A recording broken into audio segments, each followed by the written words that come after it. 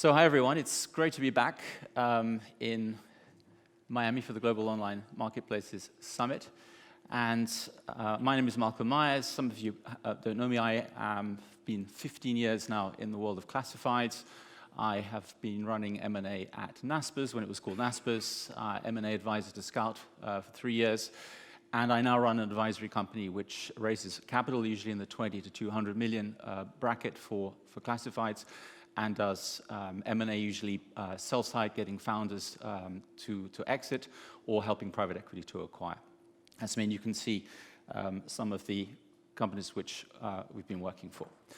So I'd like to spend the presentation in three different units. First of all, look a little bit at how classifieds have evolved to date.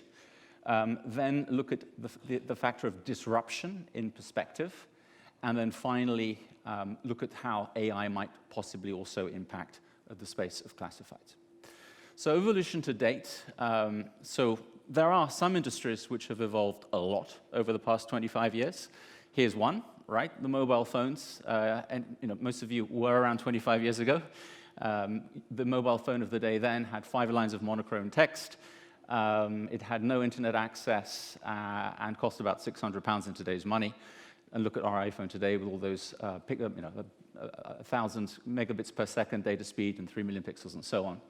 Or let's look at the world of music, where I think I'm going to need some help with this, guys. Well, let's see if this works, shall we?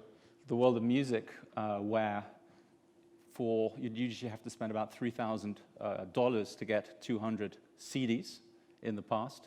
And now you can, for free, have your Spotify subscription.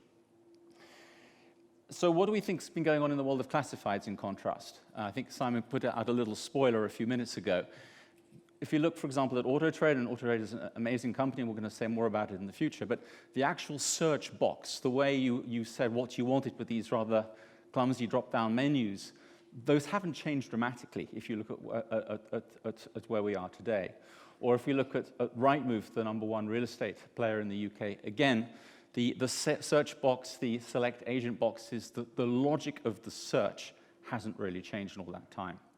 And in fact, if you were to try and summarize on one slide how classifieds have evolved over the past 20 years, it's been quite a slow journey, right? It's been basic listings and then premium listings, and eventually now we're having moving around the transaction, talking about finance for the transaction in particular. That's where the focus was until the mid-teens.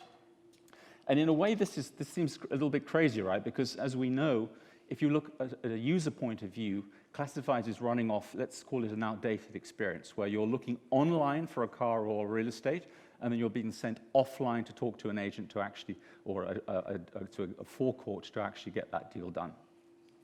And obviously you compare that with Amazon, and it's a very, very different experience. So it's not surprising, perhaps, that a number of companies thought we can do this better in the past, 2015 to the past decade or so. And lo and behold, we have the iBuyers, who sought to completely transform the real estate experience by making it much, much easier for you to sell.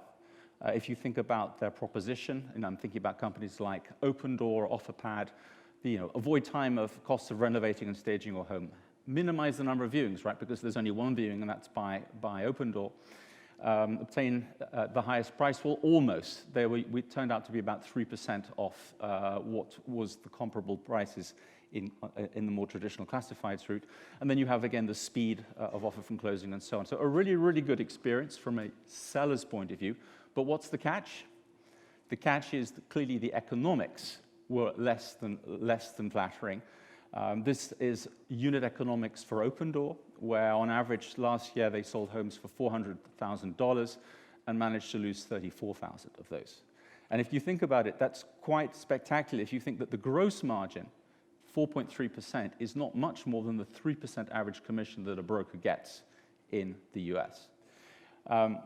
And then if you look at the costs, $25,000 of sales and marketing costs and so on, and don't overlook the $10,000 in financing costs, because clearly with higher interest rates, that's becoming a much more relevant part of the story. Similar story also in car, of course, people like Carvana here, Cazoo in the UK. Again, an amazing experience. If you are a buyer of a car, it really is a more or less click-to-buy experience online. There's a decent choice of vehicles. You don't have to visit any forecourts. In fact, there's no forecourt to visit. No haggling involved. There's a fixed price, and it's not a reasonable offered price. And so you have that online experience. That's a huge innovation, but again, what are the economics looking like? Well, again, in the case of Carvana, 400,000 cars sold, but average selling price $33,000, average loss $4,500 or $4,700. And again, don't overlook the fact that there is $1,000 of interest expense, which you have to include in that.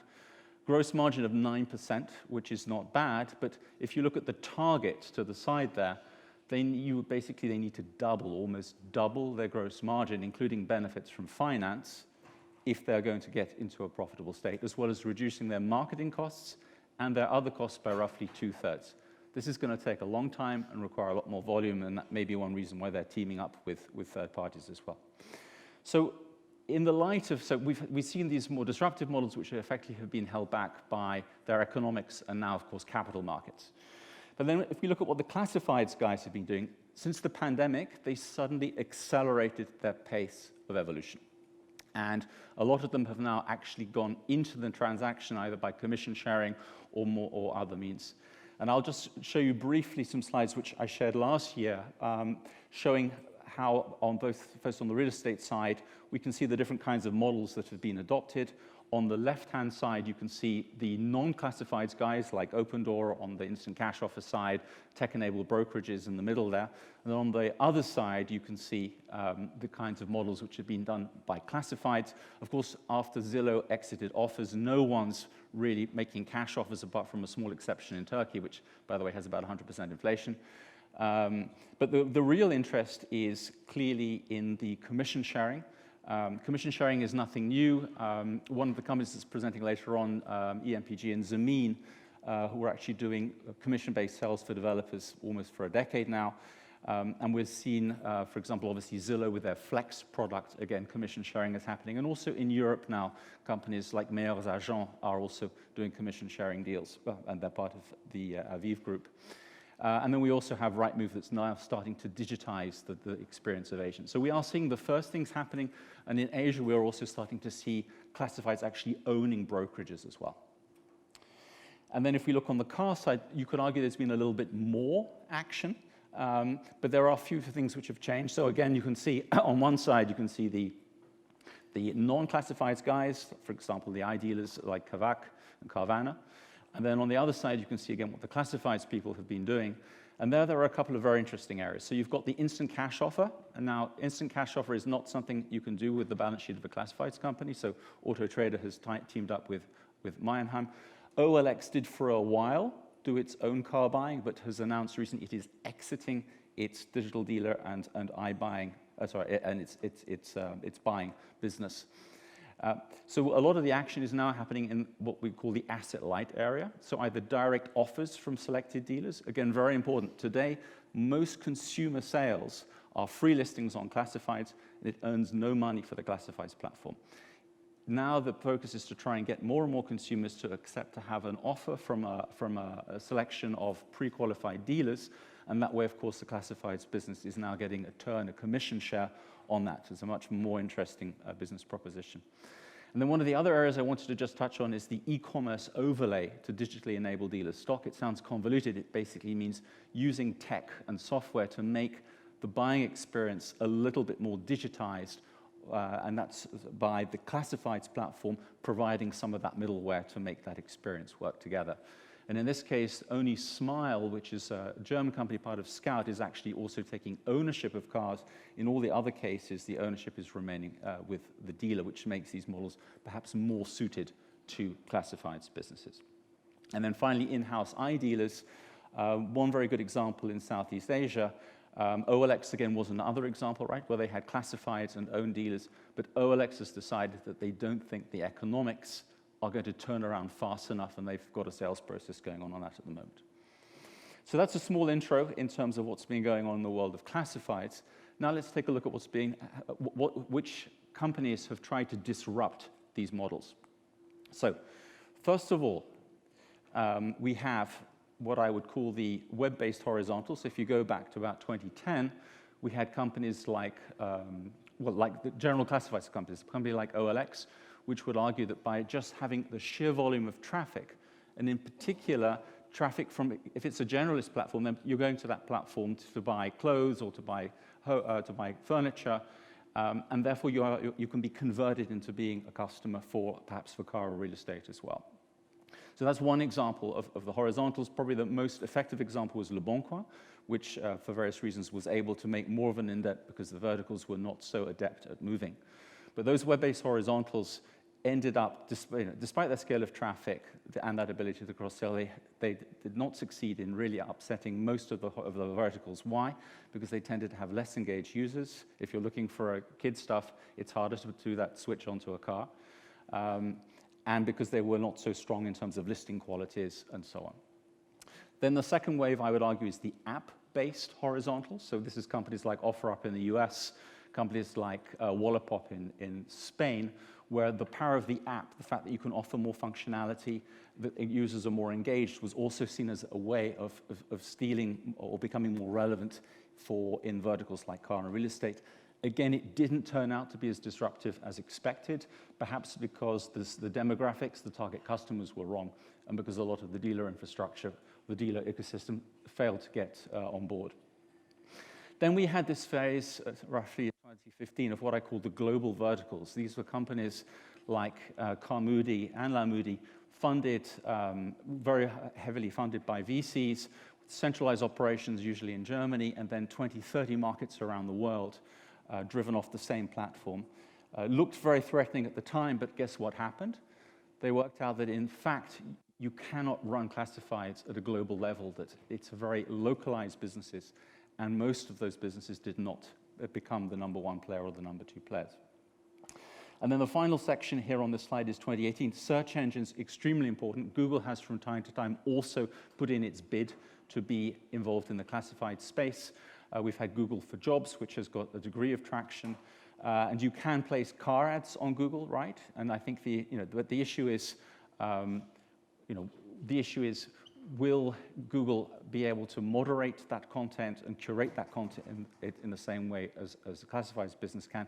And will they be able to offer those same services to dealers, which has happened on classifieds? And so far, clearly, they have not, and they are not yet dominating car, or certainly not real estate.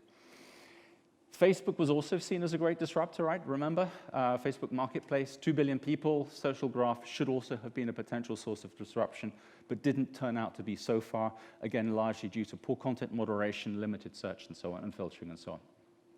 And then let me quickly finish up this section in terms of some of the other additional disruptors. With the idealism and iBuyers we've talked about, the funding environment, the business economics has made those a non-starter. Blockchain, there were some thoughts that maybe that the blockchain would change the way we transact through the ledgers, through smart contracts, or through the tokenization of real estate. Again, it hasn't happened yet, but maybe some of the elements from that we'll see in the future as marketplaces become more transactional. And then finally, metaverse. $1 billion has been spent, believe it or not, on buying pixels instead of homes. And it's possible that some individuals would rather have a luxury penthouse in the metaverse than a small, less glamorous flat in reality. But I don't see it really as becoming a threat. But indeed, some of the elements and companies which are in this space have very interesting tech, which I think we'll see more integrated into a more classic classifieds offering. So why have classifieds proven so resilient? I think having all the supply and demand in one place, obviously, has been a hugely beneficial thing, creating that network effect. All those listings, all that content gives you that SEO power, which is so important. Professional sellers get really good leads, and that makes them very loyal. And also very important, if you are ambitious, you can spend more money on those platforms and get more exposure and get more clients. I would say that classifieds companies have generally been very good at managing their dealers, looking after them, dealers and agents.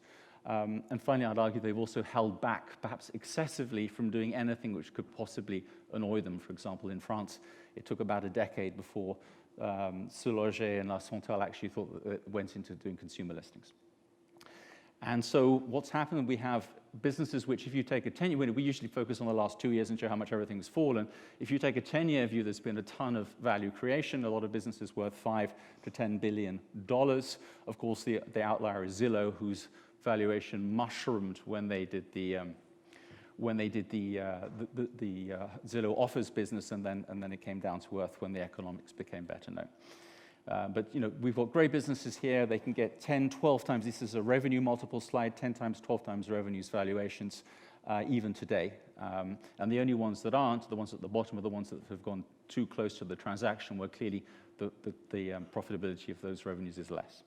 So that's where we've got to so far. Now, what about AI? What difference is AI going to make to our so far not very disrupted world of classifieds? So I think, the Amara quote is right here. We tend to overestimate the effect of technology in the short run, but underestimate the effect in the long run. And that, I think, is going to prove to be the case here as well. Yesterday, Mark Andreessen issued a quite interesting piece on AI. His quote, I thought his definition is very helpful: the application of math and software code to teach computers how to understand, synthesize, and generate knowledge in ways similar to how people do it. So let's take a closer look at AI. Find me a 2-bedroom apartment in Manhattan. If you ask ChatGPT, you all know what happens, right? If you ask that to ChatGPT, what do you get back? I'm sorry, as an AI language model, I do not have access to current real estate listings or the ability to browse the internet. So clearly, the real excitement of large language models isn't going to come on a standalone basis. It's going to come when it's mixed together with something that is live. So let's look at search. I'm going to look at search, I'm going to look at discovery, and then I'm going to finish off looking at the transaction. If we look at search, then guess what? The biggest names are very dependent on Google. So roughly 40% of Auto Trader US, 35% of Zillow's traffic, web traffic, is coming from search. But if you go on classifieds, search feels clunky and outdated, right? Why do I have to put in a postcode if I want to buy a car? Why is there no contextual intelligence? Why do I have to fill out all these tiny little boxes with specifics? Why should I even have to specify what I want in terms of horsepower and mileage? Why can't I simply say I'd like to have a family car or a sort of 18 to 21 Chevy Tahoe, and then the system will work out what I'm really after? And then I think that will have to change very quickly to get up to raise the same gain of the conversational pieces which we're going to be having. And I think overall, if we look at that search experience, it's going to have to become more conversational and personal, more responsive, easy to consume, and more visual. Conversational and personal, so that ChatGPT style is going to become the norm. We're going to give up that Boolean logic where you have to, X plus Y not Z kind of searching, which has basically been the source of Google and hitherto. We're going to want search which is responsive, which means that based upon my first query and my second query, the system is going to better understand what I'm looking for. We're going to expect content that comes back not just to be thousands of links, but easier to consume and better summarized information. And we're going to look for a more visual experience. We forget that a lot of the Gen Zs don't start searches on Google. They start searches on Instagram and TikTok and get inspiration from that. So successful classifieds businesses will need to adapt accordingly. My automotive site should allow me to ask which convertible under 80K which convertibles under 80K are priced most attractively and best value for money. Or I should be able to upload a picture and say, I want a home that looks like this for under $1 million in this part of the world. So this is where I think we're going to need to get to. And I think the good news is that those of you who have classifieds businesses here have so much data to do this with. You have an excellent starting point that nobody else can match in the short term. We look at discovery. Again, I think discovery process will be different. When you get those results from your search, I still feel it's a little bit like scrolling through newspaper ads. If you look at the filtering, it's very clunky. I think that the whole problem also with premium advertising, remember most of the money is made by people paying for premium slots. Well, those slots tend to get in the way of the actual flow of the search results. Display is not personalized. It doesn't adapt to what you're clicking on, what you're not clicking on. And then monetization. Remember, monetization focuses on that lengthy, painful process of contacting lots of different dealers and making those dealers feel, I'm getting a lot of leads for my subscription fee. Imagine if your first search was immediately matched with something that was perfect and you only generated one lead, the whole model would break down. And that was going to require some important changes. So I think the future of discovery will be more immersive, more guided and more authenticated. Immersive, why are we clicking on dots? Why aren't we in a 3D world? Maybe the Vision Pro is an example. This picture here is from Square Yards, which has been trialing some 3D-based models of the Dubai real estate market. So why can't we move to a 3D world? When we are searching for properties in that 3D world, we'd like a guide, we'd like someone like a real agent who could explain to us what's closest to our search criteria and what's not. And of course, we want to see listings which are real. AI will enable better fakes, but it should also enable you to make better seeking out of those fakes. And then finally, let's look at the transaction itself. So one of my biggest disappointments, I think, is how little real C2C business there is in classifieds, especially in car. And if you think of the problems here, we've got the buyer's concerns, the classic lemon theory, right? The buyer's concern is, I don't really know what I'm being sold. And those are concerns which classifieds should have been much better at alleviating. And then you have those asymmetrical concerns, which are both for the buyer and the seller. Is the price the right price? Who are the parties to the transaction? Who is this guy Lefebvre? Is that even his real name? Understanding whether finance is there or not. Understanding if the car is going to be legitimately registered and the payment's going to go through. And I think that, again, we're already seeing signs of companies like Motorway in the UK who are able to actually start to use AI to bring together much more information. For example, the AI app of Motorway requires you to upload scans of your garage receipts, of your maintenance bills, of your logbooks, and uses this information to help to populate the overall listing experience. And similarly, if you look at everything from pricing to identity verification, background checks, all this is really about having data and using intelligence to bring it together. So my expectation is that you're going to be able to do a lot of this a lot faster in the future. So that's my conclusion. I think while classifiers remain largely unscathed from the previous potential sources of disruption, yes, this time it's different. AI offers the opportunity for classifieds platforms to become more engaging and more relevant for users and professionals alike. It also provides the technology to address many of the traditional weaknesses that have prevented classifieds from becoming fully fledged transactional marketplaces, e.g. in C2C. And finally, I think AI will disrupt classifieds players who do not adapt fast enough to become AI-enabled marketplaces, while those who do embrace the potential will find scope to expand revenues and profitability. And let me just finish up with 5 predictions, which Simon will hold me to in the future, I'm sure. I think search will become more intuitive and conversational. That's going to happen. Personalization and match selections will become the norm. But monetization will move from subscriptions to the performance base, really important change. Agents and dealers will increasingly partner with marketplaces to provide that transactional middle layer so that they can become more transactional themselves. And finally, I think that C2C is eventually now going to happen in automotive. That's all from me. Thank you.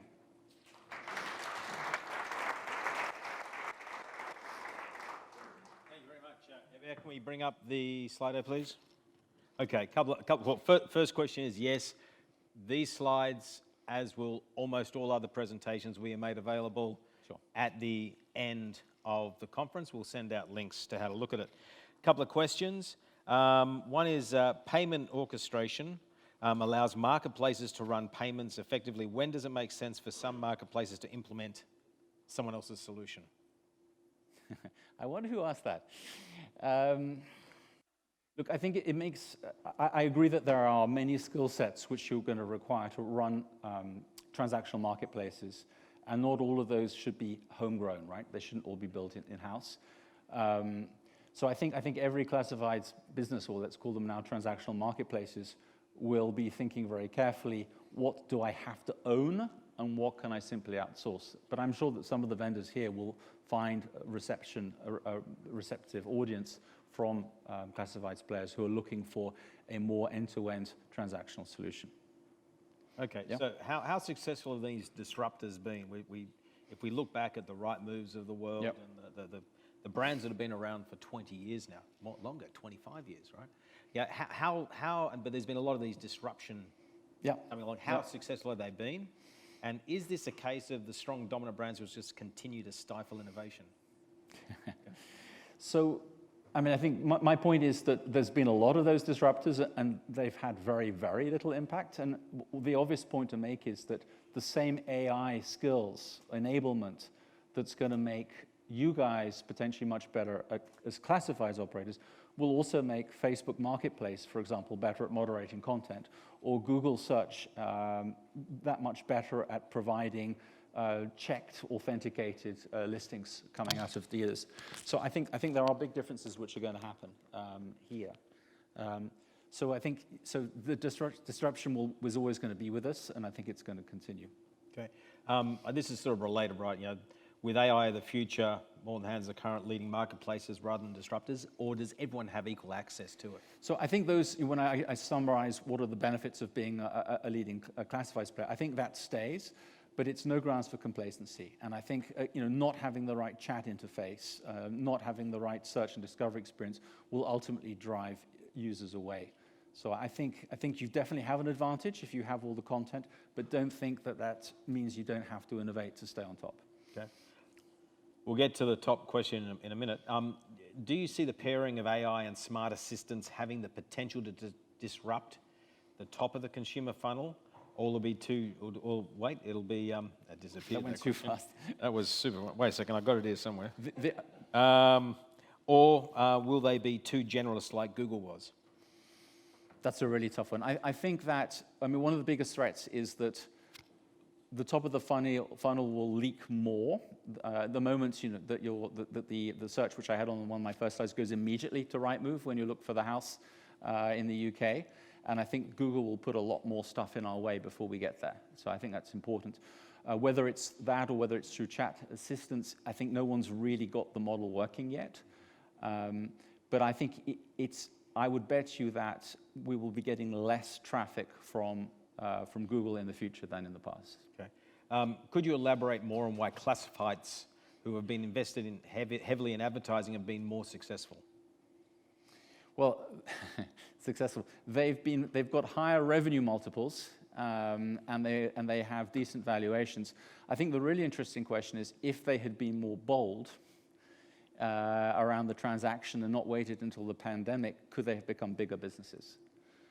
And it's hard to test that one out. But I think that there has been some excessive cautiousness, avoiding stepping on toes. I've said in this conferences with Simon in the past how I think that there are the risk of upsetting dealers has probably been overstated.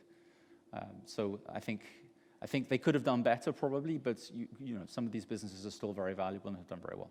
Okay. Your predictions. What is the timing that you predict that most marketplace businesses will be majority performance-based versus subscription-based? Well, you could look at jobs to get a window into the future, because jobs is more competitive if you don't have these local market dominance, because job market is dissected in hundreds of small verticals. And there's a huge move towards performance-based pricing already today. So I think we're a few years away, but it's definitely going to happen. Okay. Any thoughts regarding AI for jobs, job classifieds, similar to real estate and cars? Remember the difference between jobs is, when you're buying a car, you have to like the car doesn't have to like you, right? When it's jobs, obviously it's got to be a two-way fit, so that matching is that much more difficult to do. So I would argue that there is much more potential to add value through having smarter AI-driven matching algorithms in jobs than in any other vertical. Okay. Last question, I'm going to ask it from me. If we think about the role of classifieds in the future, Yep. Is there a chance that an AI-powered business just gazumps the whole lot? No. Why is that? I think, let's go back to the quoting of what AI is. It's using maths and code to solve problems and to make things more intuitive. I don't think that just changes the fact that you have to build up the content, you have to get transactors to come together. I think it's not like one person having more information, and by virtue of having more information, they can answer all the questions. I think that these markets are more fragmented and more complex, so I don't see that happening anytime soon. I would have, so I agree with that, but I think there's another slight twist to it. I think it comes around trust. Yeah. And I think in the world of AI, where we don't know what's real, we don't know if this house we're looking at is real, we don't know if the photo's real, we don't know if the video's real, we just don't know, right? That we will rely more on trust. Yeah. Does Rightmove equal trust? Does Zillow equal agree with trust? that. And how important do you think that will be in the future? I think trust will become, I think our fear of being faked is just going to skyrocket. So I think trusted brands will work for as long as those brands keep on top of, fighting against deepfakes, right? Okay. Fantastic, Malcolm. As always, fantastic. Thank you. Pleasure. Thank you.